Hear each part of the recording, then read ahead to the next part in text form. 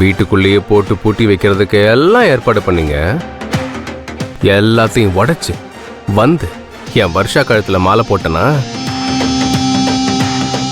இப்போ ஞாபகம் வச்சுக்கோ, 7 கடல் தாண்டி 7 மலை தாண்டி என்னை கொண்டு போய் வச்சாலும் சரியான சமயத்துக்கு வந்து என் வருஷா கழுத்துல மாலை போட்டிருப்பேன்.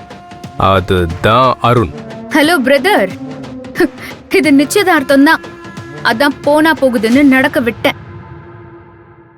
இந்த மாதிரி ஒரு பெரிய சபையில என் அப்பாவோட ஃப்ரெண்ட்ஸ் எல்லாம் கூடி இருக்கிற இடத்துல என் அப்பாவோட கௌரவத்துக்கு எந்த பங்கமும் வந்துடக்கூடாதுன்னு நினைச்சேன். அதனாலதான் எதுவும் செய்யாம விட்டேன்.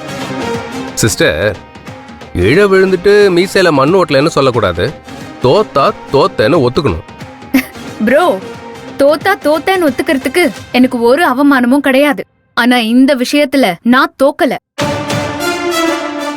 வர்ஷாவை கடத்திட்டு போனாங்களே, அந்த சமயத்துல நான் அவளை கண்டுபிடிக்காம விட்டிருந்தாலே இந்த நிச்சயதார்த்தம் நடந்திருக்காது.